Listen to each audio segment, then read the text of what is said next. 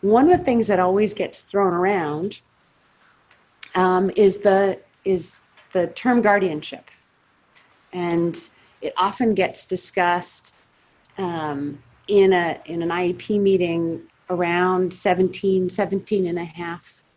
And then at that point, there are people around the table who ask, well, what's going to happen? Has an adult filed for guardianship? And that's the only question that gets asked. Has that been a similar experience? Have you had yes, and you've had that experience? Yeah, okay.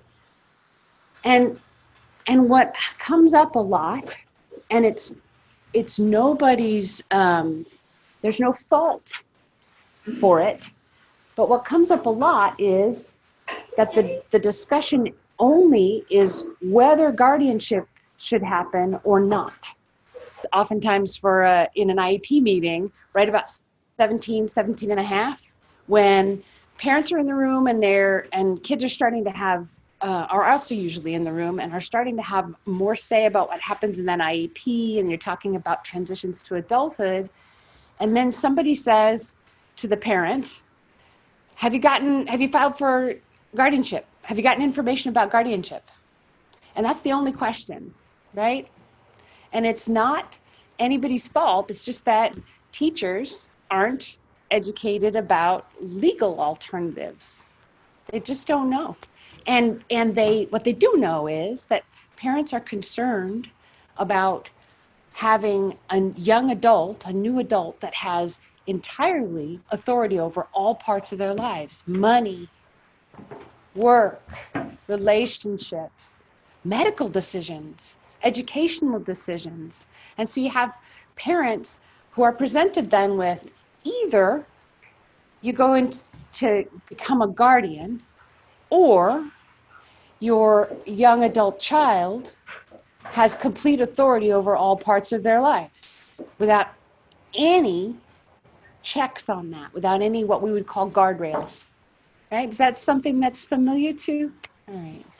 So what ends up happening is young people get put into what we would call an overly restrictive supervision, because guardianship is too much, and maybe not having anything is too little.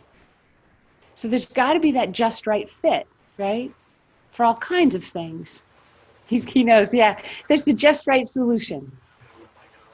Yeah.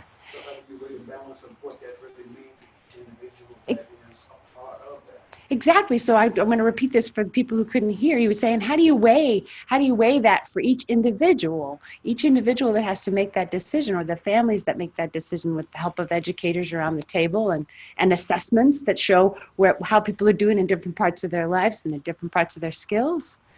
And that's a great question. And the idea really is that it isn't either or. You don't have to have just guardianship or nothing. And so what I'm going to talk about today, and I sold it as being supported decision-making agreements and other alternatives. I'm going to be honest right here and now. I'm mostly going to talk about supported decision-making agreements because that's what I love. And I will, because it's a courtesy to you, and because I know there are different just right fits. I'm going to talk about the other alternatives that are kind of along the little steps down from guardianship, because it may be that that's really appropriate for the student that you care about, or the student that you are, depending on who I'm talking to. Yes, and then I'm going to have you save them till the end, because I've only got an hour. Go ahead, ask one more. What exactly is the weighing factor of determination of who actually needs guardianship, and what is based on that reason for that being so, versus a person being able to make a decision for themselves based on hopefully the education or the training or the knowledge that they have learned over the course of time? That is the crux. And here's my answer. I don't make my investment decisions. I've got a little pile of money that I've managed to get together for myself, my husband and I don't actually look at stocks and bonds and this and that and decide, I think I'm going to spend this much here and that. I actually go to an investor who has a bunch of people who work for him and her, and they create this multi-layer, some risk and some, return, and it's this protected little bubble of, hopefully, of retirement, right? Yeah, but wait, I want to finish. You didn't let me finish. I let you finish. So what I'm trying to say is that I ask other people for advice when decisions matter to me and I don't have skills or experience. Either I don't have the capacity in me, whatever I am, or I do. If I don't, then I ask my brother. You're not my brother, but I would. I call my best friend. I'm a lawyer, actually, believe it or not. But I don't know every kind of law. And honestly, when I have a problem unrelated to the area of law that I know, I call a lawyer that does. So we're going to park your questions for now, because otherwise I don't get through any of my slides, and I'm not even on my second one yet. Well, I'm kind of am. So this is what we're going to talk about today. I'm going to go over quickly the kinds of things, what a guardianship is and what its impact is on somebody's life, and then some other alternatives. So, and I can't recall, I think, we're going to also talk about what supported decision-making agreements are and if someone might want them for themselves, and then talk about how to make them. But initially, just go on ahead there. Okay. So who makes decisions in guardianship? Anybody want to throw it out? Who makes the decisions under the law when somebody has a guardian? Yep. Right. Now, it's true that guardianship works for some people, and it's what people want for themselves sometimes. I actually have a dear friend who has anxiety disorder along with some other developmental disabilities, and her anxiety gets spiked too high, too fast, too much when she has to make decisions for herself. That's somebody who would choose. She has chosen to have her mother be her guardian. It works for her, and it works for that family. Thanks. The responsibilities are clear for everybody, right? Everybody knows who the decider is. You knew it immediately. You looked back and you knew a guardian. Yeah, that's who gets to decide. And oftentimes guardians know just what needs to be done because they keep that responsibility. If they're parent guardians, it's really just an extension of the decisions they were making before somebody turned 18, right? But think about that for a minute. What does that mean about the other side of that? It means that somebody isn't taking on that role of being an adult because somebody's still in that parent seat. A lot of guardians consider what wards want and give them choices. They almost always try to do the right thing for wards, especially if they are parents, right? You all care about what your kids are doing and you want to maximize their potential. You want to see them grow. Sometimes, though, what ends up happening is parents get older, right? I've got a 21-year-old son, and I can imagine a time, a few decades from now when I'm not going to be there for him. And that happens. And when that happens for somebody who has a full guardian, the next step, if there's not a family that can step up, is a public guardian. And they pay less attention than that loving, caring family member. So we're going to just scroll on this, right? Okay, so I want you to think for a minute about how you make decisions now. You don't have to think about them out loud, and this is for everybody in the room. And are there different ways that you make decisions for different kinds of decisions, right? There are decisions that I like to call low-risk decisions. They're kind of either or, and the outcomes aren't very big, and the differences are pretty small, but I get to choose them. No big deal. Doesn't matter if I'm going to eat pizza or I'm going to eat, flip a coin, I'm going to eat spaghetti. Think about it, really. Spaghetti is just pizza in a different form. Right? I've been trying to say that to people for a long time. And then there are other decisions, right, that everybody has that are more serious. They have bigger consequences, and you take more time. You think about it. You weigh your options. If you have skills or you've been instructed, and so you've gained skills for kind of creating a a kind of a decision tree. Well, I don't know. If I had this information, I could answer that better. And then you get that information. Oh, and then that means, oh yeah, the first thing I was thinking is definitely not going to be right. So I'm going to go down the second, but I'm not sure here whether blah or blah, right? Do you see where I'm going with that? And that actually is a learnable skill. Some people learn it by watching other people. So I watch you and I see you make good decisions and I think, oh God, I want a life like his life. How did he do it? And I kind of get an idea. Some people don't learn like that, right? Some people need what we call direct instruction. That's why we come up with modified curriculum, which is really literally special education. It's taking stuff and making it accessible to some individual based on who they are and how they learn. So anywho,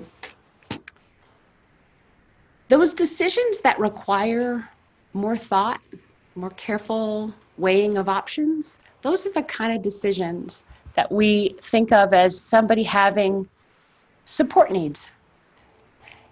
Everybody, to make a decision, I actually, sometimes when I am indecisive about something, I remember that it just means that I don't have enough information. Sometimes there are situations where you will never get the information that you need, and you have to make a decision without it. But lots of times it's really just that I haven't asked the right person. So what people generally say they want from their adult lives are these things: independence. They want choices about what they do every day.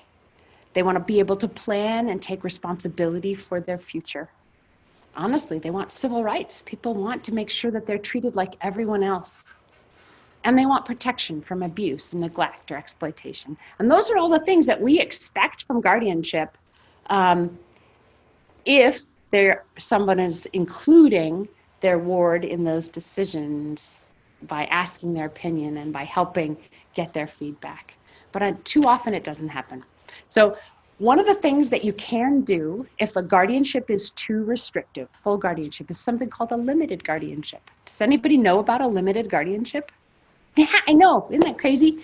Actually, I have to say, in the state of Alaska, lots and lots and lots of people don't know about it. It is almost none of the petitions to the court for guardianship in Alaska are for limited guardianship. And in other states, that's not the case. It's partially, it's cultural. People don't know about it, and so people don't know about it. Like nobody talks about it because nobody has it, and nobody else hears about it from them, and so on. And it's also because we have a very spread out state, and it's hard to get back to a courthouse if you needed more. You know, if you needed to go back to a full guardianship. So a partial guardianship or a limited guardianship is where you ask the court to carve out areas where someone has full authority to make their decisions. Or it could be the other way, where the guardian only has authority over a particular area. So an example of one that everybody does know about is conservatorship. Conservatorship is a kind of a limited guardianship, really, because somebody has total authority, but only on finances, right? So you could have a limited guardianship that was just about someone's medical decisions. If someone was really, you thought that this young person was ready to make a bunch of other kinds of decisions about their life, they're doing really great in their employment. Maybe it's supported employment, maybe it's not. They're doing really great with their relationships and growing as a young adult and making their choices that are keeping them safe. They could be really great at figuring out, for planning their own future, where they want to live. Do they want to live in a group home? Do they want to live with a roommate? Do they want to stay at home? They're good at making those kinds of decisions. Let them be. Let them have those kinds of decisions. So a supported decision-making agreement, it's kind of new in Alaska. We have a new law as of December of last year, end of December. And what it says is that you can have a written agreement about ways of doing things with people that you choose to help you make decisions and or communicate those decisions to other people in your life. And to help them, that you can get the help you need to communicate decisions about your life. And what the agreements are is very specific. I would say that Alex is going to be my supporter. She's going to give me support for making decisions about where I'm going to live. And Alex actually signs a declaration that says, yes, I'll be available when you need me. And I can even say, I want her to do the following. I want her to help me look up neighborhoods and find a good location for me. Help me interview roommates. Help me go to a landlord's office and make sure that I understand everything the landlord's saying about my responsibilities in this new apartment, right? So that's part of these agreements. The important ideas that underlie it is that everybody can make their own decisions and that everybody has goals and things that they want, and that people can communicate what it is they want, their preferences one way or another, if they are communicating them to people who understand them, who they trust. And this actually goes for people who are nonverbal as well. People who are nonverbal can have a supported decision-making agreement because the people who know them know how to understand their choices. Oftentimes it's behavioral. Sometimes it's with communication software and things, assistive technology. But so I'm going to ask in the room, what kinds of decisions do you want more or better advice about in your life? These are some examples. Anybody do you identify with any one of these particularly? Okay, go ahead. Money, yeah, money comes up a lot. Anybody else? Yeah. Which one do you think all of them? Money. Money, yeah, you money also. Which one for you? Relationships. Yeah. Yeah, that's important. And that's a good place to ask other people too, I find. Well, so all of those can be in a supported decision-making agreement. You could have all of them. You could have none of them. Of course, that would make it useless to have it. But you could also have any pairing of them. I was part of the helping somebody develop one that's just for communication. I have a dear friend, and he's okayed me saying his story, but he has cerebral palsy, and it gives him difficulty communicating because of articulation in his mouth. And so it's hard for lots of people to understand him. And he's got a master's degree in public policy, and he's a busy advocate, and he's on boards, and he's got just a lot of irons in the fire all the time. But he often has, especially in banks, or when he's trying to get donations from businesses and organizations for some of the boards that he's on, people don't want to talk directly to him. They're not comfortable with it. And at the same time, especially with a bank and opening an account, for example, they don't want to interact with the person who's there to interpret for him, because it's a private, financial kind of application process. And because there's a perception that because there are barriers to communication, that he may not. People have asked him if he has a guardian, and is this his guardian? So he actually said, I want to make sure. Actually, there was an incident that happened at a bank when he's the president of a board, and he was opening a bank account for that entity, and somebody refused to talk with him with his interpreter in the room. So he came back to me, he was telling me about it, and I said, sounds like it's time for a supported decision-making agreement. And you know why? Because under our law in Alaska, if someone has a supported decision-making agreement that describes the kind of support that somebody's going to give them, a third party, a third person, like a landlord, can't say that you have to leave if he is applying for the apartment, because that sometimes happens, especially in that kind of situation, because the landlord isn't entirely sure that they want everybody to be aware of what that discussion is going to be like. That maybe they're afraid that they're going to be discriminatory and they don't want somebody to be a witness to the discrimination. So whatever it is, they say, oh, no, only the person who's applying can be in the room. But if you have somebody in that supported decision-making agreement that's there, like I was talking about with Alex, she's going to help me figure out where I'm going to live and go into that meeting with me in Alaska, that landlord cannot, under the law, cannot say that Alex can't come in with me. I hand them that, along with this great one-page letter that the Disability Law Center created that describes what third persons have to do, how they have to honor this agreement. What that does is it allows people to go in with comfort into places that they might not otherwise be comfortable with, trying to explain what they want, trying to self-advocate. I always tell the same story.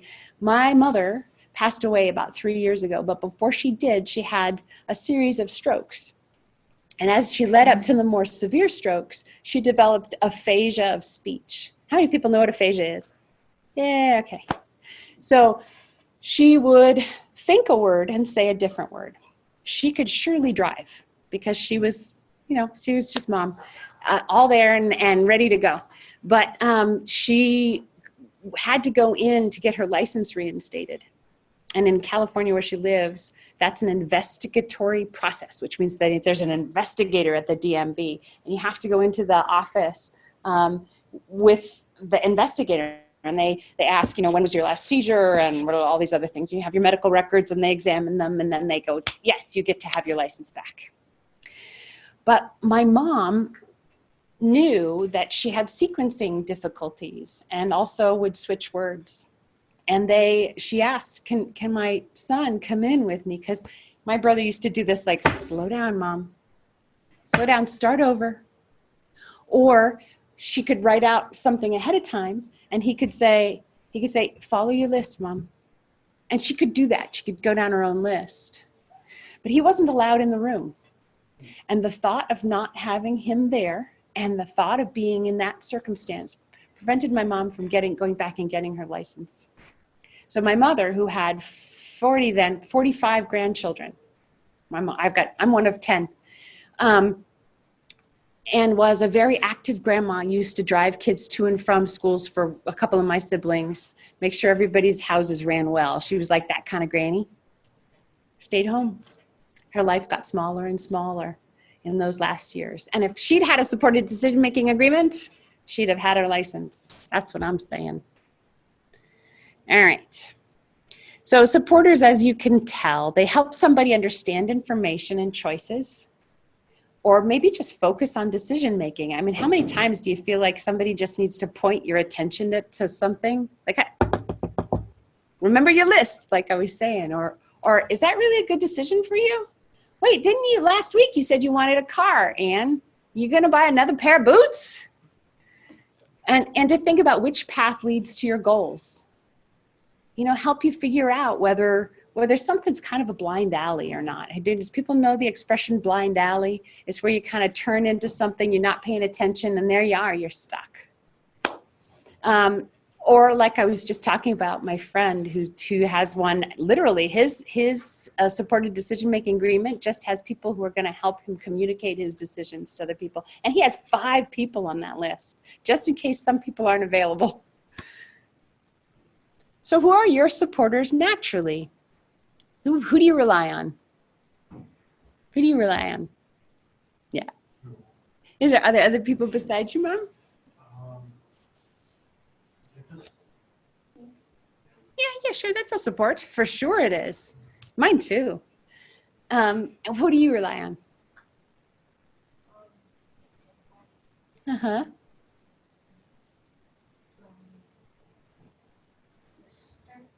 Nice. A big sister or a little sister? Oh, sorry, that's me. Oh, I didn't hear, but say it again.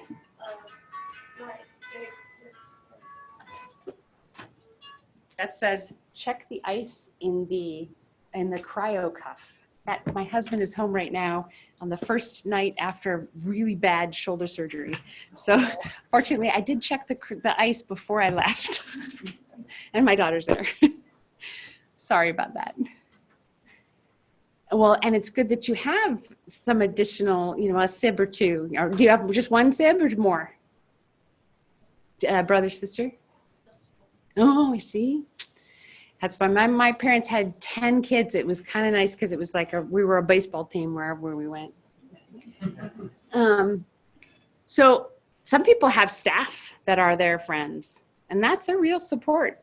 And then there are other people around. Like one of the things that we thought about later on for lots of people who've grown older is they end up going back to former teachers are part of the people's support networks. Because teachers know you really well, they've known you a long time, and they have a good sense of what's available in a community. So having a teacher who's your supporter for making educational decisions after you leave public school, whether you age out or whether you graduate, you know, somebody who can say, hey, have you heard about the tapestry program? Or, hey, well, I know so-and-so over at UAA, let's see what we can do. You know, that kind of person is a supporter. What we try to talk about with supported decision-making agreements is having a team of supporters, and there's a reason. What the research shows, so there have been people starting to look at these and count stuff. So one of the things that they counted was how does it compare for people who just have a guardian? Are they safer? Are they more community engaged? Are they out doing stuff? Do they have jobs? Are they getting out daily? And do they have groups of friends and so on? And there's some mixed information. There's not really good data about most of this, but the one thing that we have really good information about is that the difference between people who have just a single supporter, like a guardian, and people who have teams of support through less restrictive kinds of things like a person-centered plan or through a supported decision-making agreement is they have 60% more likely to have supported employment. For some reason, and it's even apples to apples, not talking about sort of ability level or anything. People have more jobs. And think about what it means when you have a job. It means that you have a way of getting there. It means that you have a whole network of people that you're working around or working with. You're bumping into people who come into probably a public place, whether it's a store or a restaurant or an office. So there's a whole bunch of good stuff surrounded with the idea that somebody's got a job. So anyway, it turns out that it looks like people tend to be safer when they have a team of support because there are more eyes on, right? One person falls out of the loop, there are a bunch of other people to surround still. You get a sick parent, there's an aunt, there's a former teacher who knows you, there's a counselor, there's a therapist. There are people who surround that person. So the other thing, of course, is that people with different ideas and different information and different kind of ways of seeing things, they give you it's better to get a lot of input before you make a decision. So ask yourself, who would be on your team if you were going to be writing one of these? And I'm actually proposing that people start writing these in earlier IEPs as a way of practicing self-advocacy. You know, it's great to write what it is you want, right? What do you want for yourself? And you have to do that to do these. You have to think, what are my choices? All right. So talking about a goal or a wish that you have for yourself, what more do you want to know about that goal? What could someone else do to make that goal easier for you to get or do? All of those things are great for including in an IEP. They hit on language skills, they hit on writing skills, they hit on self-advocacy skills, in addition to being a genuine transition outcome, right? That's something that's clearly about meeting those, honestly, for those educators in the room, this is a compliance trifecta. You get a bunch of those, requirements under transition planning and services. So here's what I'm going to do now. I'm going to talk about this. which is if you wanted to get started on a supported decision-making agreement. Right now, there are 4 different ways to get started, and then I'll tell you where the information is. If you're not sure and you want to know more about it, I'll give you that too. There is a woman at Hope Community Resources whose job it is. She's the only one in the state actually with the title. She is the coordinator for for supported decision-making agreements. The Arc of Anchorage also has training, and they're starting to do it. Frontier Services in Kenai. And of course, you can go to the Disability Law Center because they have a lawyer that's trained to do it too. You also want someone who's going to help you write it up. That's somebody who understands the law and also can give you more information about those other alternatives. So one of the things that we have that's unique in Alaska is that there are 5 states that have laws about supported decision-making agreements, and 2 more that have laws that are kind of like supported decision-making agreements. So we say 7, or maybe it's just 5. But in Alaska, we're really unique. And now actually a bunch of new states have asked for a copy of ours because they're starting to write their statutes. Upcoming statutes are going to look more like ours than the others. And that's because in our state, you can have a guardianship order and also have a supported decision-making agreement. It can be something that people use as a way of describing the kinds of teams that they rely on, and it doesn't change any of the kind of backstops, the fail-safes, those guardrails in guardianship. So they can exist together. And in fact, the Guardianship Association, one of their position is that supported decision-making agreements should be inside of or embedded in every guardianship, because the rules, the laws that describe how guardians should behave, they're called best practices. Supported decision-making agreements are almost exactly the same requirements as in those best practices. It's asking somebody what their goals are, maximizing independence, consulting them on individual decisions. All of those things, that's all in the law, and that's best practices for guardians. And that's what these things do. We have a form that's easy to fill in. It's the Alaska Agreement Form. It allows you to attach other documents that help you with the plan, including our power of attorney for educational decision-making. We could put that on that agreement form and say, my mother is going to help me make my educational decisions, and see the attached power of attorney, and also, you don't need it for a power of attorney if you've already got one, but if you had another, like a medical decision making, you could put your release of information attached onto the back of it. There's a place where you have a box that says, does this require a release of information? Yes, it does. And then in parentheses says attached to the back. So it's all kind of just add water for those things.